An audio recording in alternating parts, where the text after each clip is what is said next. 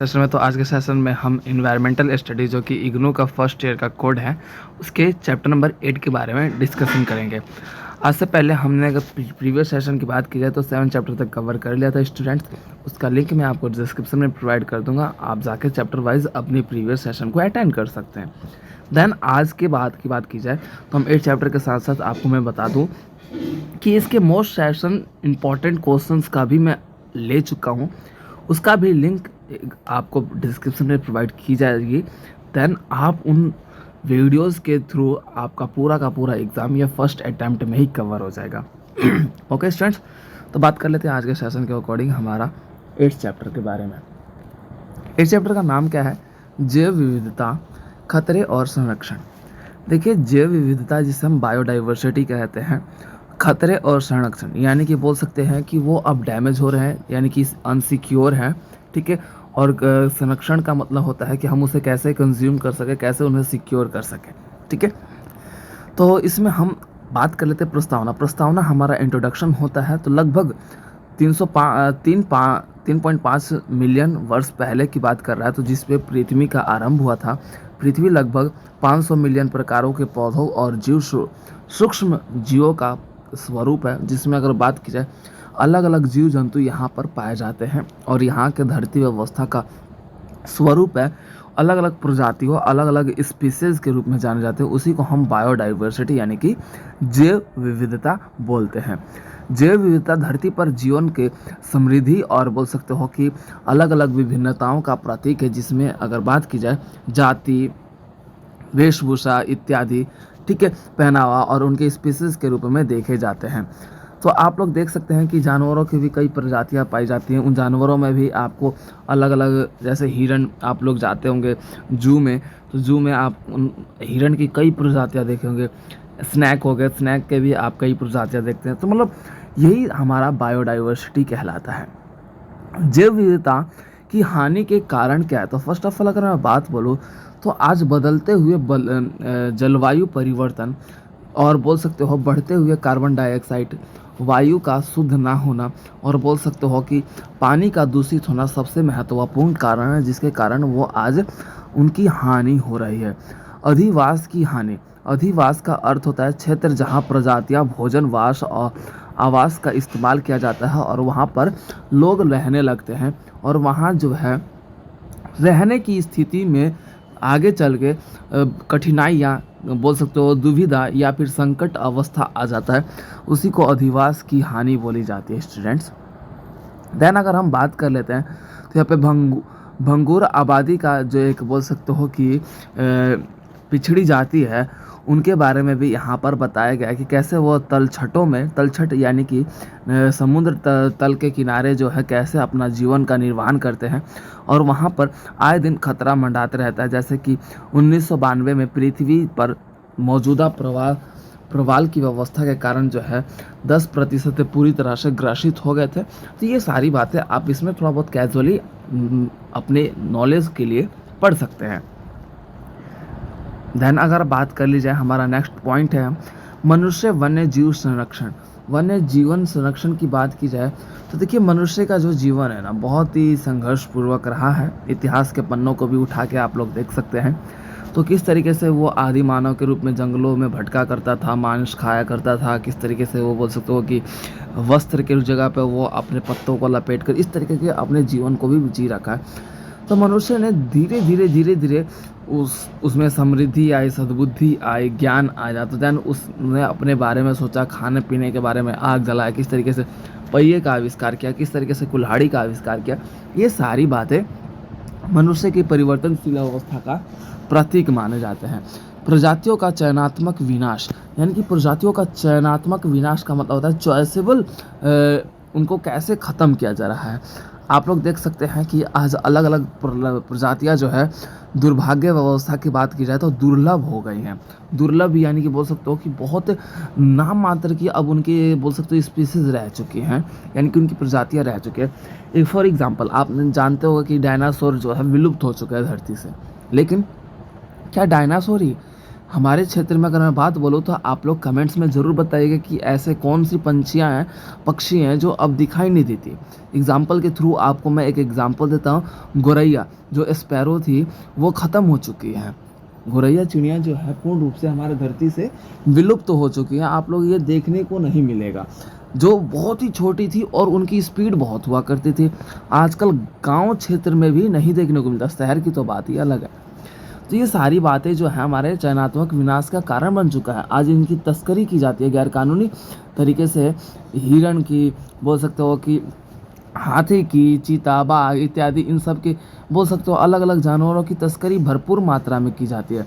कीटनाशकों का उपयोग हम अत्यधिक मात्रा में अपने खेत खलिहानों में कीटनाशक उपयोग करते हैं ताकि हमारी जो है फसल बहुत कम टाइम में जल्दी ग्रो हो और ज़्यादा क्वांटिटी में होती तो है, बट यह है कि अत्यधिक मात्रा में नुकसानदायक होता है। अमेरिका के कई कीटनाशकों का डीडीटी, डीडीई और पीसीबी जैसे जो है यहाँ पर प्रतिबंधित किया गया है। और यहाँ पर बोल सकते हो कि घड़ियालो टर्न और सालमान जैसे गलो जैसे ये सब आपका जो है ये कीटनाशकों के कारण जो है काफ़ी हद तक इफ़ेक्ट हो रहा है और वो उनकी खतरे में जीवन शैली पड़ रही हैं।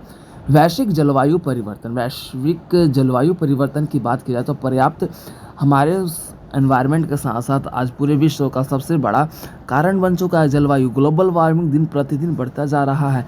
इसका सबसे बड़ा कारण क्या है? दिन प्रतिदिन औद्योगिक व्यवस्था का निर्माण होना, डेवलपमेंट के नाम पे खेतों की कटाई, फसलों की कटाई, जो जहाँ पहले फसल उगाए जाते थे, जहाँ पहले जंगल पाए जाते थे, इन सब को ख़त्म कर दिया जा रहा है डेवलपमेंट के नाम पे।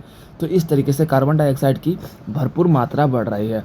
वन्य जीवों का अधेय शिकार आप लोग देख सकते हैं कि आज हम जंगलों को साफ कर रहे हैं तो उनके वाणिज्य जीवन का जो है बड़ रूप से हम शिकार कर रहे हैं। उनके हड्डियों की तस्करी, उनके अंगों की तस्करी करने के लिए।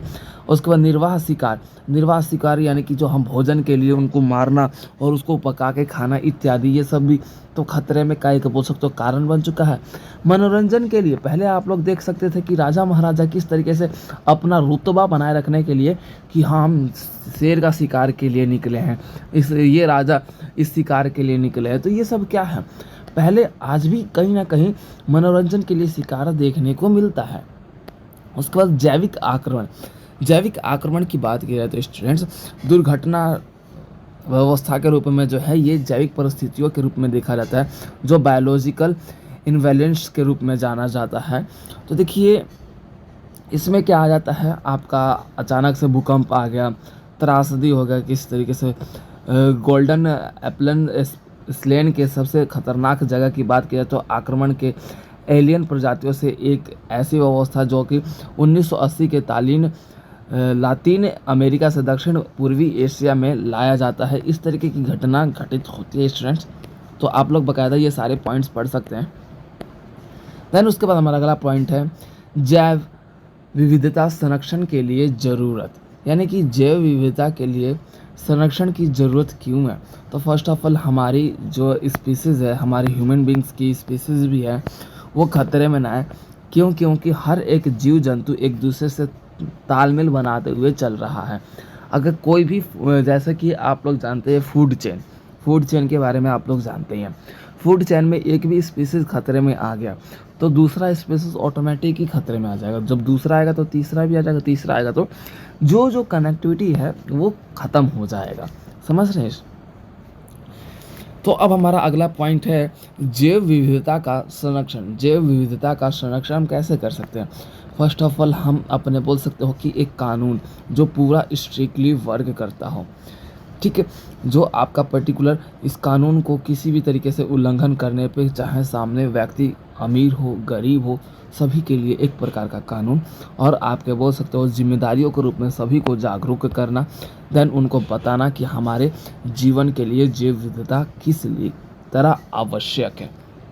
देन हमारा नेक्स्ट पॉइंट है यथास्थल संरक्षण की बात की जाए तो हमारे समाज, हमारे सोसाइटी की बात की जाए तो हमारा सोसाइटी है पूर्ण रूप से संरक्षित क्षेत्रों के जोन में जो यानी कि बफर जोन से आपका देखने को मिलता है और आपका कंज्यूमिंग जोन से देखने को मिलता है। बाहरी बफर हो गया, सिविल चराई हो गया, कोर रिजर्व हो गया, केंद्रीय आरक्षित हो गया। तो ये सारी चीज़ें जो है हमारे संरक्षण के लिए राष्ट्रीय उद्यानों का बोल सकते हो अभयारण्य व्यवस्था का स्वरूप अपनाना चाहिए। दैन जंगलों की कटाई ना हो, इस पर सरकार को ध्यान देना चाहिए। अब जैसे कि हमारे भारतीय बाघ की बात की जाए तो इनका जो क्षेत्रफल अगर मैं बात बोलूँ तो पहले किस तरीके से था, लेकिन आज क्षेत्रफल कितना मैंडेटरी जो है समाप्त हो चुका है। किस तरीके से यहाँ पर प्रतिदिन आज बाघ की जो संख्या है वो विलुप्त होते हुए जा रही है। आज बस हम अपने आसपास आप लोग देख भी सकते हैं, अन्यथा आने वाले कुछ टाइम में ऐसे भी पल आ जाएंगे जहाँ पर आने वाला जनरेशन जो है बस पुस्तकों का ही लेखा जोखा और इंटरनेट के रूप में ही जाना जाएगा। मगरमच्छ संरक्षण। मगरमच्छ देखिए, एक बात बता दिया जाए, मगरमच्छ की तस्करी भी बहुत भरपूर मात्रा में की जाती है। क्योंकि मगरमच्छ के जो अलग अलग जो उसके जो कवच होते हैं, उसके बोल सकते हो बॉडी का बनावट होता है, उससे बहुत से प्रकार के वेपन्स के रूप में, दवाइयों के रूप में अत्यधिक मात्रा में किया जाता है। और इसके कारण ही और इसको बड़ी मात्रा में इसके मांस को खाने के रूप में भी किया जाता है स्टूडेंट्स, जो कि अगर मैं बात बोलूँ चीन का बहुत ही फेमस डिशेस के रूप में भी जाना था। वैसे तो चीन आप लोग को पता ही है कि ये तो कुछ भी आ जाए, बस आने दीजिए, ठीक है। तो अब हमारा अगला पॉइंट है बही स्थल संरक्षण। बही स्थल संरक्षण सबसे पुराना और सर्वोत्तम विधियाँ शामिल होती हैं जो कि मनुष्य के ज्ञान के लिए कई बहुत ही बेहतरीन मानी जाती है। और यहाँ के जंतु और जीव जंतु जो है अनुकूल होकर यहाँ पे प्रजनन व्यवस्था का, आनुवंशिक व्यवस्थाओं का स्वरूप देखते हैं। उसके बाद हमारा अगला आ जाता है वनस्पतिक उद्यान। अब देखिए, वनस्पति उद्यान की बात की जाए तो आज दुनिया भर में 1500 से वनस्पति उद्यान जो है देखने को मिलता है। लेकिन वो कहीं ना कहीं वनस्पति उद्यान हम क्या कर सकते हैं, जो एक नेचुरली आपका जो जंगल है जहाँ पर पूर्ण रूप से जानवरों का अधिकार था, वो कहीं पे भी स्वतंत्र होकर आ जा सकते थे। लेकिन आज वनस्पति उद्यान बनाकर क्या उनको कंज्यूम कर दिया गया, उनको एक जगह पे बाधित कर दिया गया। वो आज आज़ाद होकर इधर उधर घूम नहीं सकते। उसके बाद भ्रूण भंडार और प्रौद्योगिकी हस्तांतरण की बात की जाए तो ये भी आज हमारे समाज में दिन प्रतिदिन अत्यधिक मात्रा में फैलता हुआ नज़र आ रहा है। उसके बाद कृत्रिम वीर्यसेचन की बात की जाए तो जो मानव द्वारा निर्मित, अगर मैं बात बोलूँ तो मानव द्वारा अनुसार उनको खाना दिया जाता है, वो अपने अनुसार खाना नहीं खा सकते हैं। उनको अलग अलग प्रकार की जो बोल सकते हो डिशेस दी जाती है और उनको एक टाइम टू टाइम दिया जाता है। अन्यथा अगर मैं बात बोलूँ तो जो जानवर पहले आज़ाद से होकर जिंदा रहते थे, जंगलों में अपना बोल सकते हो भोजन ग्रहण करते थे, तो वो सब स्वतंत्र रूप में थे, उनको किसी प्रकार का टेंशन नहीं था। अदरवाइज़ आज के टाइम पे उनको एक पर्टिकुलर एक जगह पे कंज्यूम करके सर्वाइकल रूप में उन्हें सिक्योर करने की बात पे उनको घेरा बना के एक दीवार खड़ी करके उन्हें रखा जाता है एक लिमिटेड एरिया में।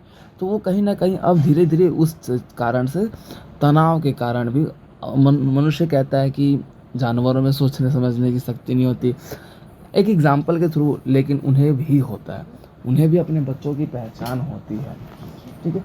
तो इस स्थिति में हम ये कह सकते हैं कि प्रॉपर अगर बात बोला जाए तो पालन पोषण की अवस्था में स्वतंत्र रूप से ख़त्म हो चुका है। उसके बाद स्थापन की बात की जाए तो आज हमारा जो प्रजातियों का स्थापन है वो भी समाप्त हो चुका है।